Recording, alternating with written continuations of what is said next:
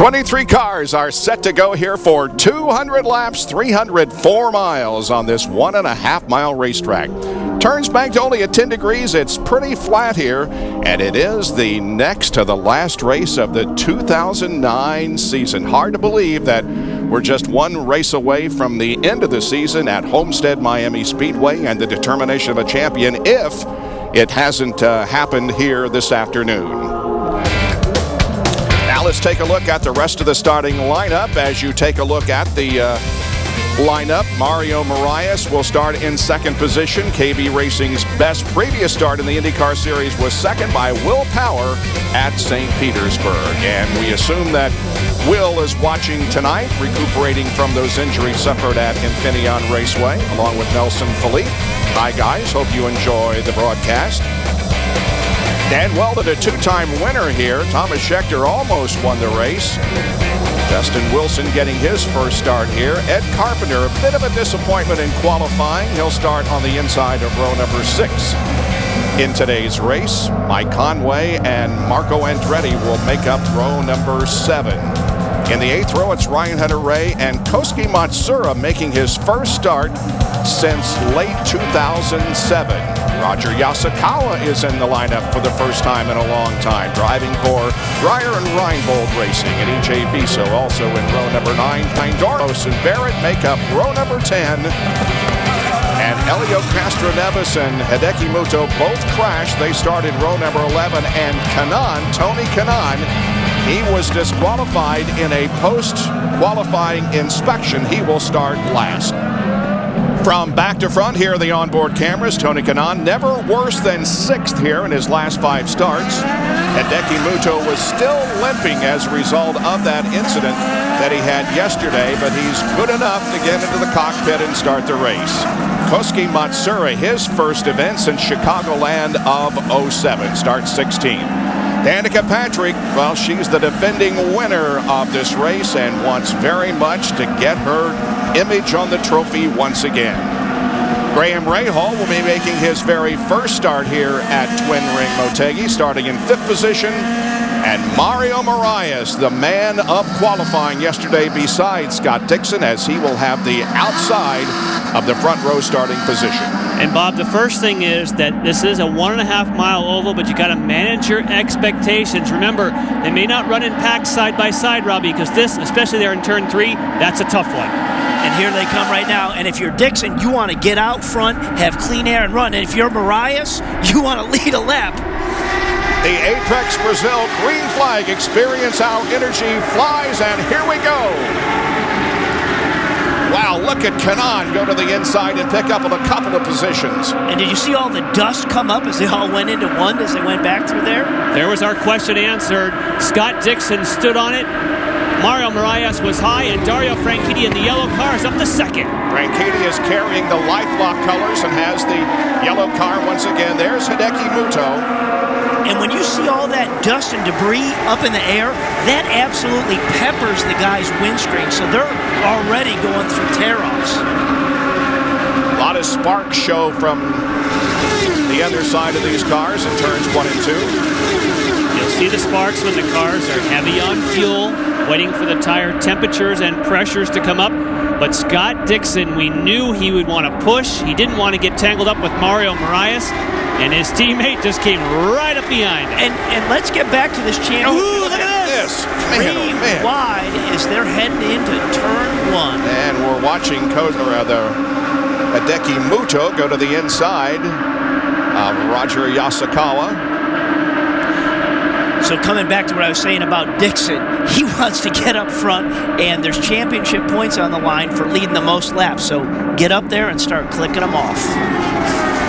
This is the 11th race that Scott Dixon has led this year. That ties him with Ryan Briscoe for most races led. Boy, they got a nice wide racetrack, and are using a lot of it here as Kanaan tries to pick up another position. And Hideki also, who's got to be very sore. He had a big hit yesterday down in turn 3, but he's working his way right up there. He's right behind this guy right there, Tony Kanaan.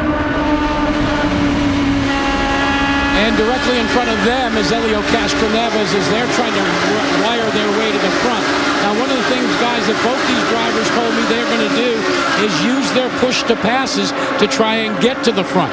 Now, they don't need to get all the way up to like first or second. They want to get to about 6th or 7th and then see how things shake out.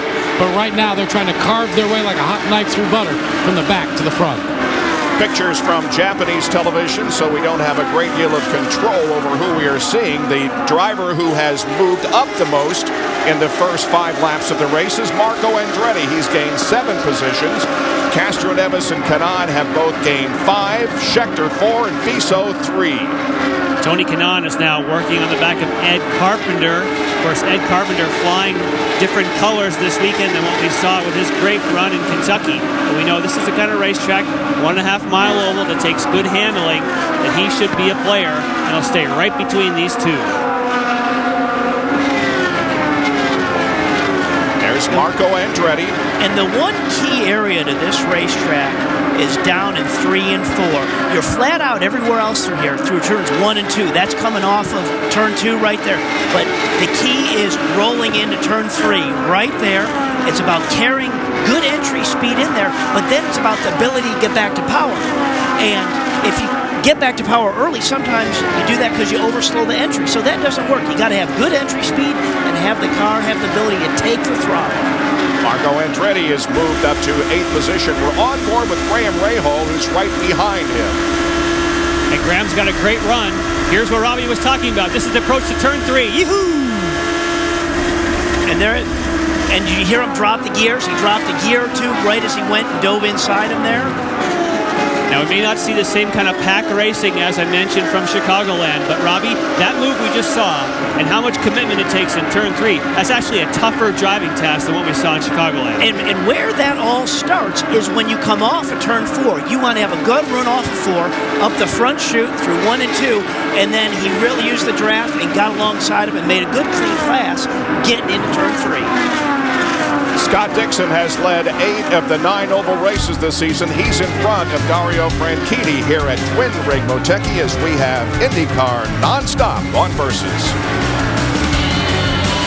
It is still Scott Dixon leading the race. They came up on a bunch of traffic a little bit ago, and they passed Robert Dornbos and Stanton Barrett, and it bunched them up a little bit, but now Scott is stretching out the advantage once again as they come up on Kosuke Matsura. Driving for Conquest Racing this weekend here in Japan.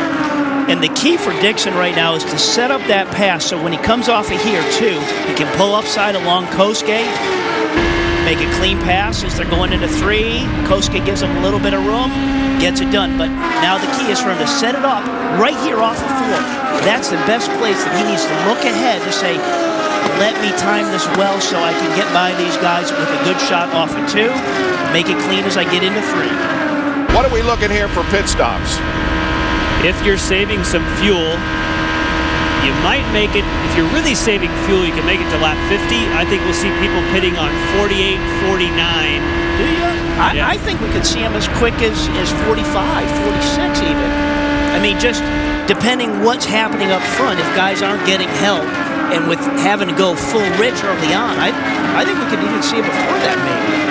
I'm going to go with Jack Arute on this one, that I think a lot of people learned from Danica Patrick last year, that this is a race where you save fuel. You don't go out there and burn a lot of fuel.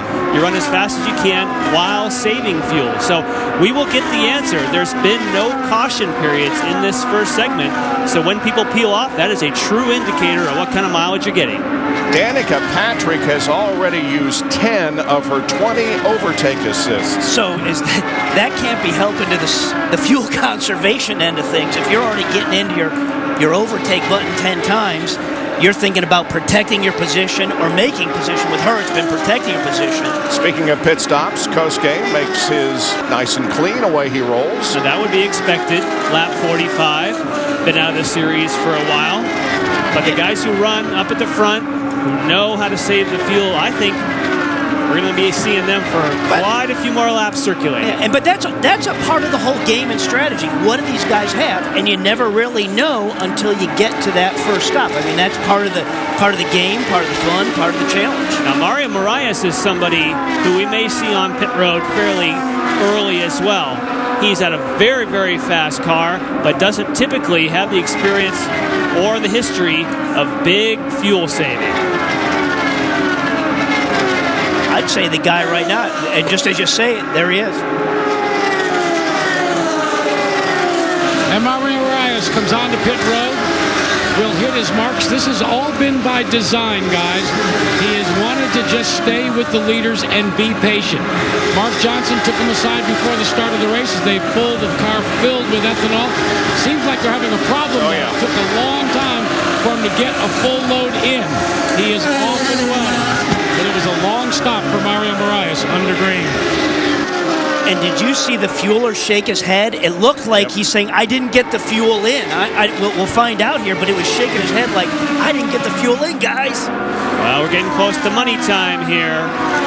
When will the leaders pull on? Every lap they do that they don't have to hit the pits is going to pay those big dividends. All right, here's the pit stop by Marias.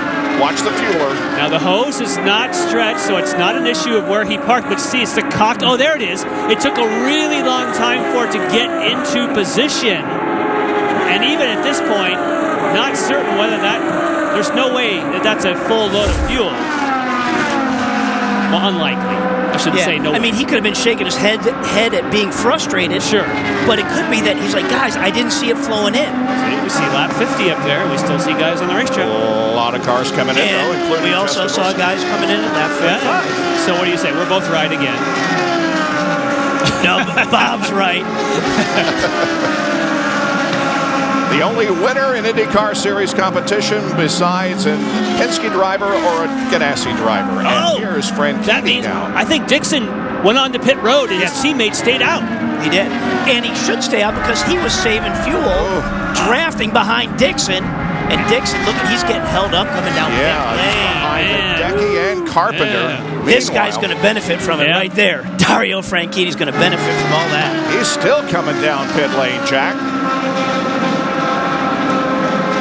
And Hideki Muto created a problem there, but now Dixon will have to show some patience. Ricky Davis on the outside making the change. Dario Franchitti, in the meantime, is still out at full song as Dixon pulls away. Franchitti is now pulled onto pit road. 60 miles an hour, and Dario Franchitti will come in, but he will have a one-lap advantage over his nearest competitor and his teammate, Scott Dixon. Ryan Briscoe is also going to come in at this point in time as well. Let's see how the LifeLock crew goes to work. 22 gallons of fuel as you see Briscoe slide by to go to his pit stop. They're putting a little bit of front wing in the LifeLock car. In the meantime, Briscoe's crew is completing their service, and he is working, and he is off and away. He lights the tires up. But now remember, Franchitti and Briscoe all pitted one lap later than Dixon. And there they are. They're coming out together. Scott Dixon is up to speed. Franchitti is not quite up to speed. If he stays on the high side, will he get him? Franchitti should maybe be able to get a run off of 3 and 4 here on him, but it's not going to happen, is it? Franchitti will take the lead. If you run longer, you go to the front. General rule of pitting late. Really, really good job. Look at though, Dixon's got to run, guys. Dixon's got to run. The Ganassi teammates fight it out here, wheel to wheel. There he comes. And they said there's no rules. When Jack talked to him earlier, there's no rules until after the race is done. Oh, look at this, though.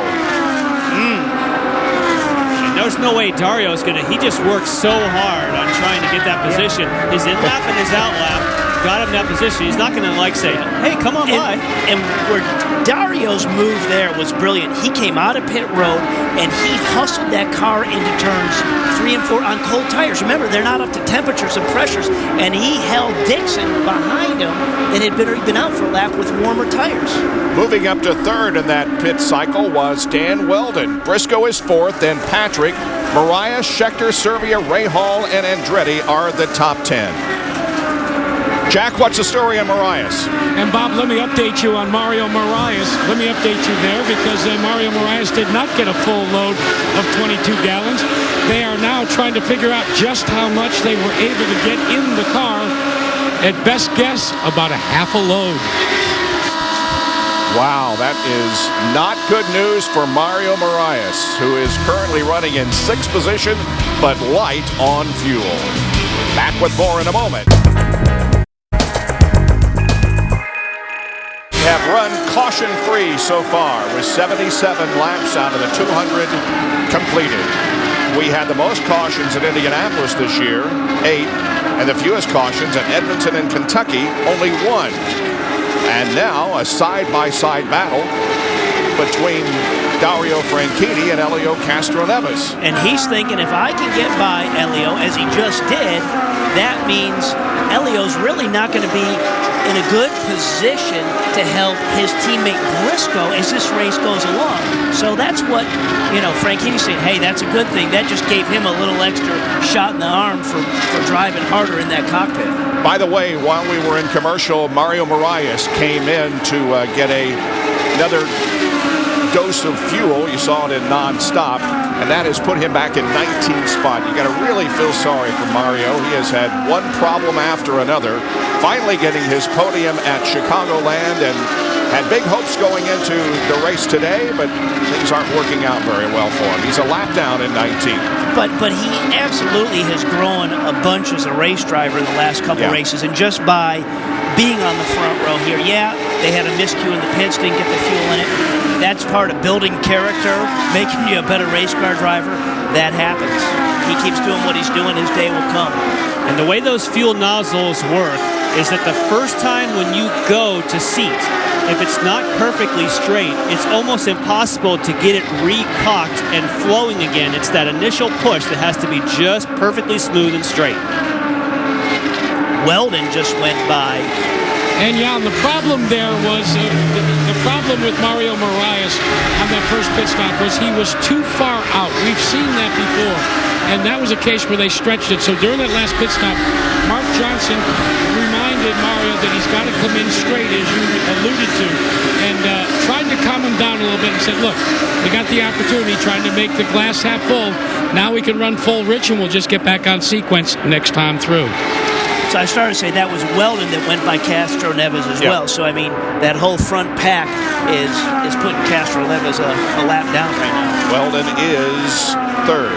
Now, we have talked a lot about how the points are shaking out and how, Briscoe maybe isn't where he wants to be, but he is not very far behind. And remember, he also went 51 laps, just like Dario did. We know he had a push in the first segment, so Ryan Briscoe is not out of this thing by any means. He's lurking. No. He is lurking there, and he could pounce at any moment.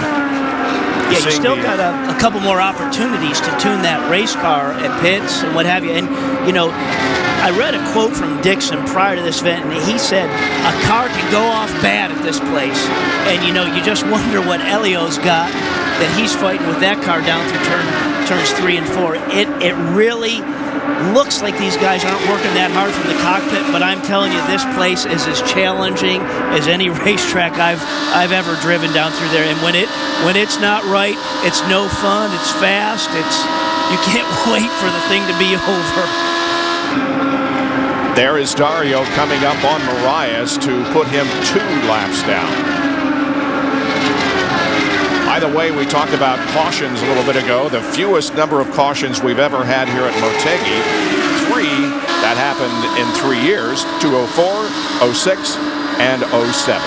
Things have kind of settled down here as Franchitti has now a 2.2-second advantage on Scott Dixon and a 2.5-second lead on Dan Weldon. Briscoe 4th and Danica Patrick 5th at Twin Ring Motegi. You're watching live coverage of the Indy Japan 300 from Twin Ring Motegi. In Japan, Dario Franchitti has led 40 laps. Scott Dixon led the first 49. We have now 9 cars on the lead lap, and we have run without a caution so far. And Thomas Schechter is having all kinds of problems. He's been in pit lane for quite a while. Guys, let me update you on the strategy. You guys were talking about the fact that uncharacteristically now we've gone so long without a caution. I'm beginning to like, as Jan did, Ryan Briscoe and also Dario Franchitti, but I think maybe the linchpin is going to be that final pit stop. Yes, you're going to need fuel, but you know what? In checking with the Firestone tire engineers, the tire wear with this new tire they brought here has been wearing exceptionally.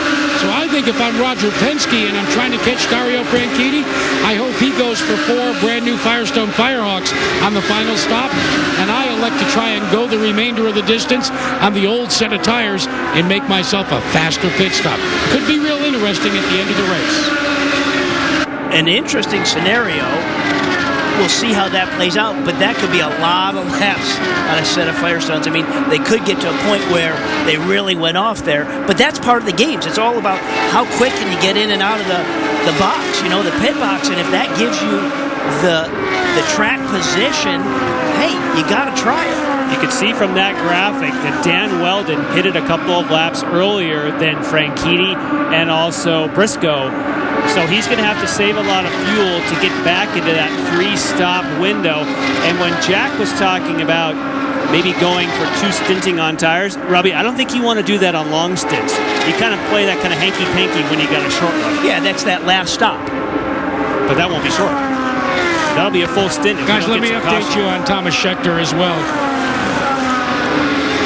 Let me update you on Thomas Scheckter as well. They're taking the car back to the garage to try and fix it. It seems something has gone awry in the gearbox. All right. Well, Thomas was very confident coming into here. He's done well at this racetrack. He liked his race car, so sorry to see him out of it so early. Finished 9th back in 2007. In 05, he was leading and ran out of fuel, I think. And Weldon won. Yep. 2 laps. Is that one? Yeah, Weldon won, yeah. Yep. That was Weldon's very first IndyCar win.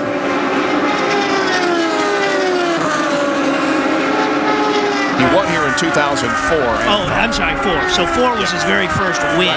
Right. Yes. Okay, here's Ryan Hunter-Reay on pit lane. Oh, a little bit far. Anytime you have to shuffle on your knees to go for the wheel gun, that's a little bit past the marks. It had been rumored that Vitor Meira, who crashed in Indianapolis, would be back in time for the season finale at Homestead, Miami. He will not. But we certainly look forward to his return next year. AJ saying that he may physically be okay, but didn't really think he wanted to throw him to the wolves in a place like Homestead after being out of the car so long. Mike Conway makes a pit stop. By the way, AJ Foyt is not in Japan because he is having problem with one of his legs. So AJ, hope you get better, and we'll see you in Homestead. And now Franchitti comes up on the 9th running Marco Andretti as Justin Wilson hits pit lane. Z-Line Designs machine slides to a halt.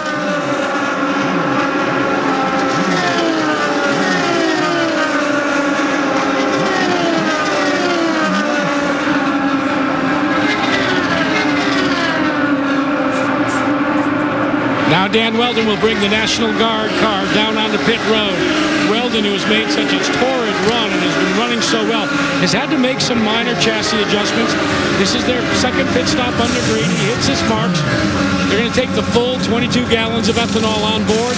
They've completed their work, and now they just got to make sure they've got it. He lights it up, and he's away. And here comes Dixon to make his second stop of the afternoon.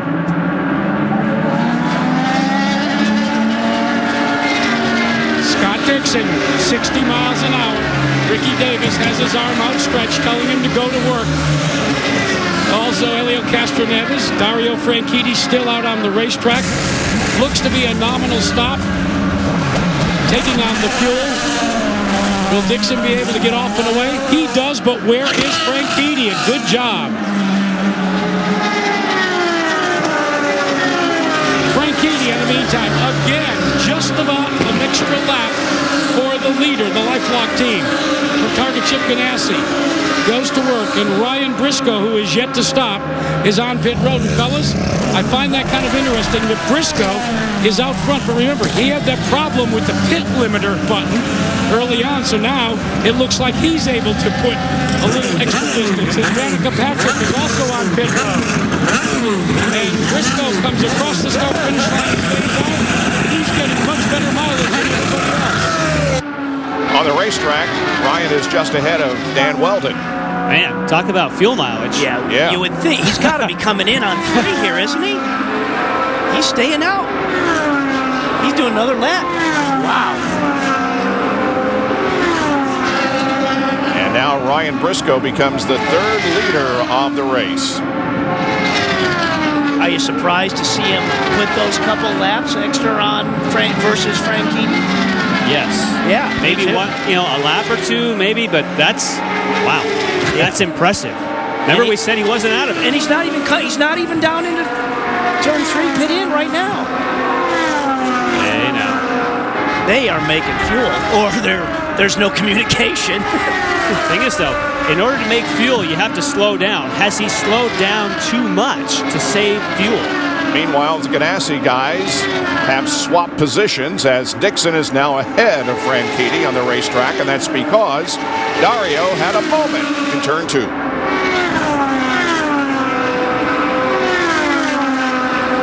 Turn 2 is a flat-out corner. You know, you're mashed hard on the gas. There are some bumps as you go through there. Sometimes that can play a role in that. And now Ryan Briscoe will come in for his 2nd stop. But there's a caution. Did he make it in before the caution? Conway has crashed.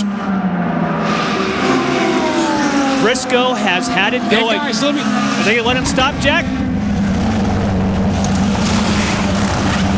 And guys, there will be no penalty. He had hit the line in time, so he's able to take advantage of the caution and be able to come in and take the full fuel. One of the things that Roger Penske did immediately. Oh, you can't believe it. See if he was going to have to drive through or not. He hit the inside wall coming out. And he didn't rush it. He hit the wall enough. I mean, he tried to light it up, leaving the box. The car shot left. He took out the timing stand and then got into the wall. By that strategy, he had this race covered. Oh, he was just given a gift. And this car, if this car's damaged, he just threw that thing away. Oh, he hit that wall pretty good. Yeah, he had to tweak that suspension a little bit. You got to be kidding me. And now the cone is disintegrating under the car. He didn't even need to light it up. It was like the golden gift he was just given by a yellow flag. He beat it to the line. He lit it up, and it got away from him. Wow. The pits are closed. You never say never. You just things can happen so quick, so fast. You know, he's sitting there on pit road saying, "We've done it. We've done it. We've done it. We beat the yellow. We got in. It's our race." And then, poof! Can't believe it. He hit hard enough. I think it's hurt. It's got to be hurt. Because he hit enough with the left front going in. If it was the whole left side that just kissed it, then that would have been an equal pressure. But it was the left front that kind of digged in, so that left front has to have a little tweak into it. Well, he didn't stop. Guys, let me update you. He just did the drive-through, and we all could see, the green cone that is utilized that says end of pit road speed limit. It is wedged on the inside wing and front suspension. Outside of that, it doesn't look as if he's got any major problems, but now they've been able to take a look-see at what they've got to deal with, and he is most likely going to have to come back onto pit road. If nothing more, change that front nose and extract that wing, that cone.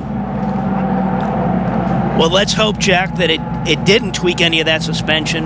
It looked like a pretty good hit from here, but just got to take a look at it. He's going to get behind the pace car, take his position as the leader. Yes. But we don't know if this car is damaged. Robbie and I think he hit hard enough to where that's going to need repair. Certainly, he's going to have to come in and remove the cone. And so he's going to lose that track position. But is he going to have to stay on pit road long enough to where they're actually going to have to replace suspension? Then he would lose laps, and that would be a killer. Here it is again. Watch it go left. Lights it up. here. Oh, look at that. And then, wow, that's a big hit. That left front took a big hit.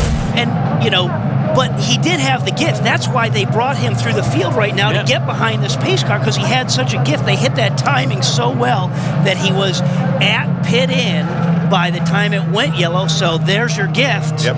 That's why he's the leader of this race right now, but he's got to come back in, and there's got to be something tweaked on that, whether it's a rod end or something. Either way, he's going to come on pit road, and he's going to lose all that track position. And we got so hung up on that certainly Mike Conway, that was a big accident for him. And this is the tough part of this racetrack, turns 3 and 4. Right in the middle. Running by himself. Right about where that bump is. Yeah. Stepped out. You got a bump as you roll down into 3 there. There is a bump, and if it does anything to unsettle that rear, that's what happens. There's the points as they run. Briscoe now third in the point standings, 8 behind. Up front, it's Dixon and Franchitti separated by about 0.6 of a second, and Dan Weldon is having an excellent run in the National Guard car for Panther Racing, running in third spot. By the way, Panther's last win in the series was Thomas Schechter at Texas in 2005. Looks like Dario's closing in a little bit on him, isn't it? One thing Dario's doing by hanging right behind his teammate is extending his fuel window a little bit, making a little extra fuel. Looking at Ryan Hunter-Reay driving for AJ, hitting the box. He was in 14th position when he gave it up to come in to make his hopefully final pit stop. Fuel is in, and away he goes. And that should be his last stop. Lap 154 with 46 to go. That will be his last stop. Anybody who stops now will be good to go, assuming they get all the fuel in the car. So you have to be sure you pull close enough to the fuel hose. Justin Wilson. And Justin Wilson pulls to the Z-line pit with Dale Coyne. Remember, they are a winner this year. Wilson having a fairly easy run. Came in 12th position. They're taking out the fuel. And he is off the lap, what they like to call a nominal, not normal, nominal pit stop. Wilson gave Dale Coyne his first win in the Indy cars at Watkins Glen earlier this year. And those guys are making great headway on the super speedways. Wilson finished 10th in Chicago. He was definitely showing some speed here, qualifying in the top 10. So they're definitely whittling away on their super speedway program. We know they got to figure it out on the road courses.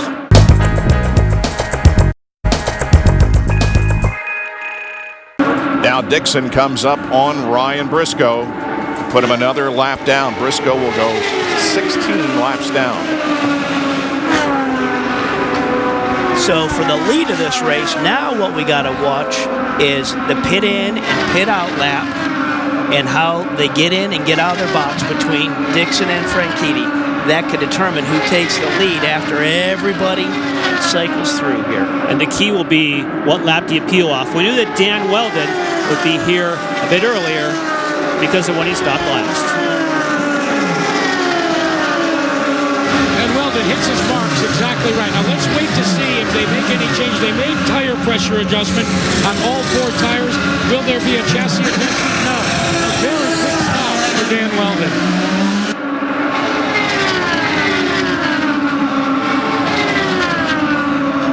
Both Dixon and Franchitti flash by as Weldon exits the pits and gets up to speed. And that's there as you're hustling the car out on the flat there out of 1 and 2. You're on cold tires.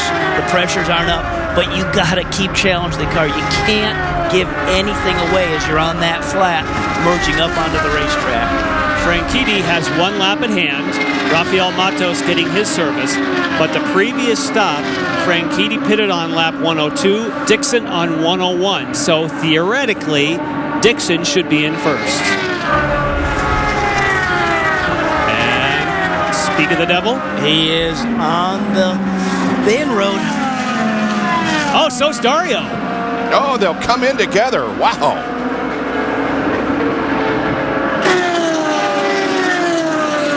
And And this will be a side-by-side, mano-a-mano opportunity for the two Target Chip Ganassi teams.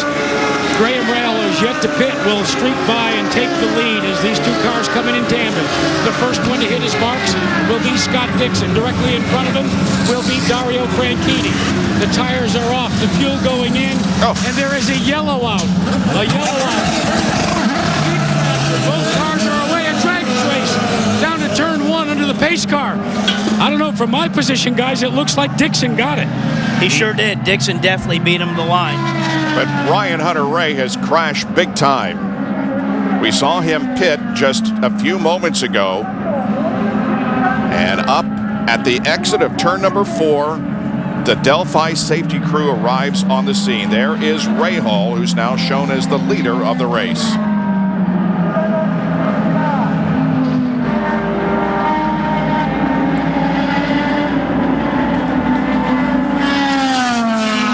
Still in the cockpit.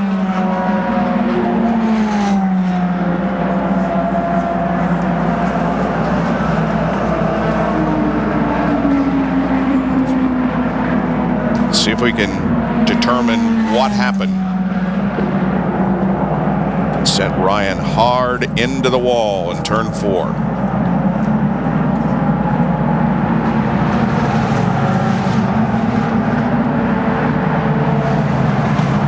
He had come in on lap, what was it, 152. So he'd already been out long enough to build temperature and pressure to the car.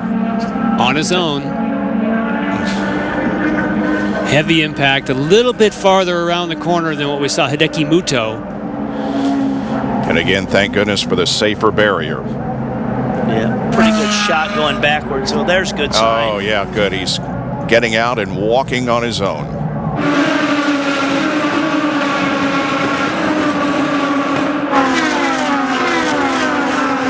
To the championship.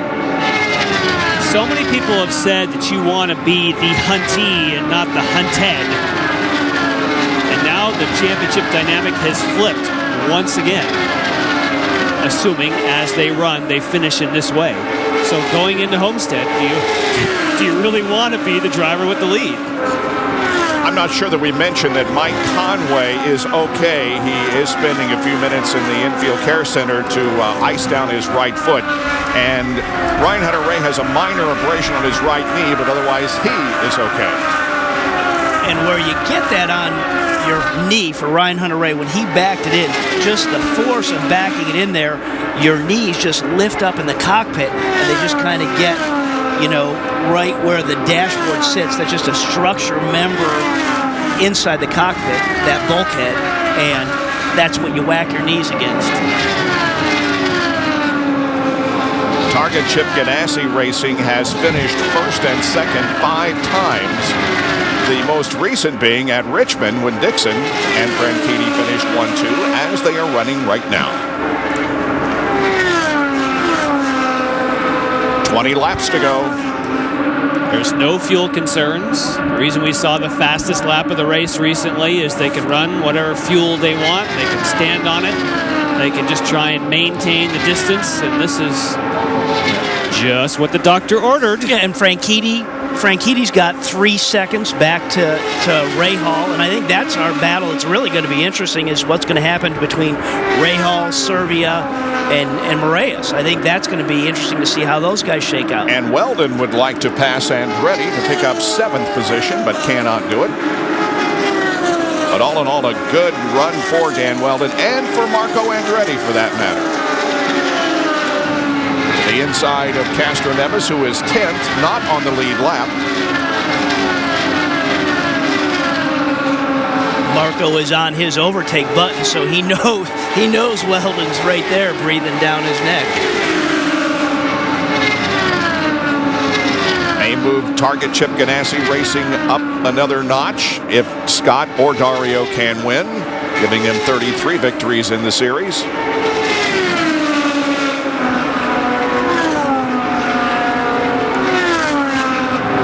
Just amazing how some weekends can go so great. And you think about Scott Dixon, wasn't that long ago in Sonoma, where the entire race just came off the tracks. Just it's horrendous. Yeah. Thought his championship hopes maybe were over, and now look at this. Yes. Right back after. When the dominoes fall against you, they just keep falling against you. When they go in the direction for you, they keep falling that way too. It really is amazing sometimes how that plays out. Who would have thought, though, that this evening would have turned out the way it has with Ryan Briscoe? It's just hard to believe. Still kind of in shock with that whole thing. Yeah. Ever since that moment, it's just kind of like, did that really happen? Yeah. You know, the flip side is you could not write a better script. That's right. The person who was third in the championship apparently is going to go on to win. The person who was second in the championship is going to finish second, and the person who was third is out of the points. So. Well, and that's what makes it fun. I mean, you never know what's going to happen. If you knew what was going to happen and how you script it, well, then that'd be boring. I'm not sure Ryan Briscoe thinks that same thing.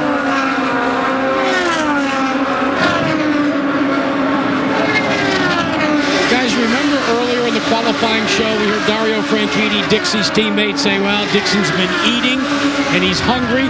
Well, you could tell right from the time that everybody got here to Japan that was the case. I had the opportunity to talk to him just before the start of the race, and he said the one thing about Motegi is it's such a narrow margin of error, and we certainly have seen that throughout the course of the day. He said, forget about making fuel. It's about making every corner count and every corner be perfect. That has been, in essence, one of the reasons why he has found himself in the lead over his teammate. And it looks like Scott Dixon, barring anything unforeseen, will have to pay for the beers tonight here in Motegi.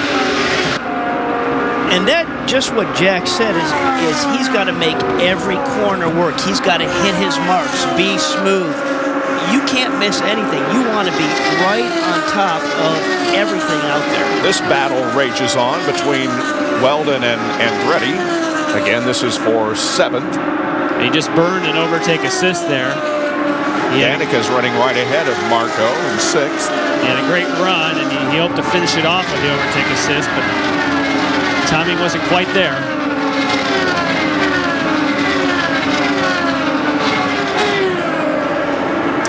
Marco with a little bit of a run on Danica. We're looking back off her car right there. And Marco was on the overtake assist. He saw an opportunity. Yep. But again, he ate it up because it didn't work. He didn't finish the pass, and it's going to come off that overtake button by the time they get back down that front straight. He only has 2 left. Danica has none left. And look at Weldon. Weldon's right back.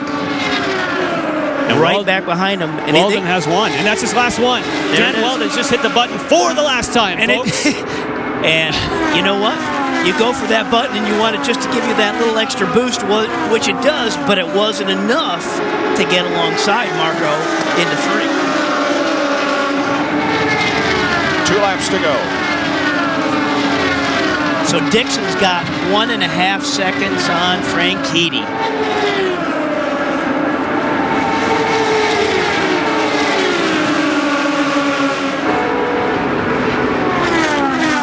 What a day for Target Chip Ganassi Racing.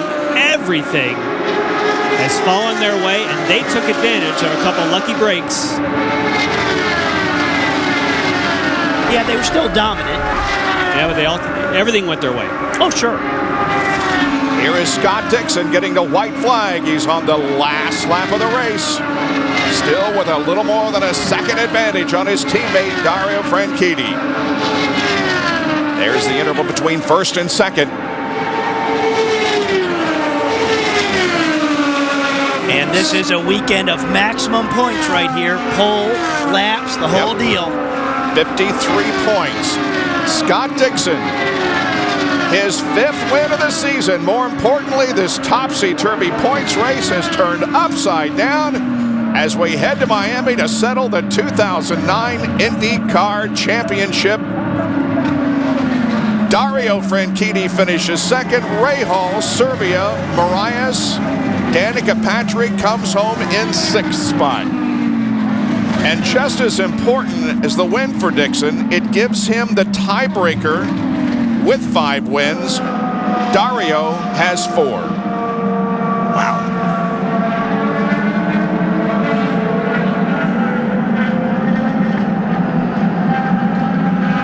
Well, it makes it a very pleasurable experience, packing up the equipment, taking a 14-hour flight back home. That's the way you want to do it. Yeah, but can you wait for Homestead? Man, that's going to be cool.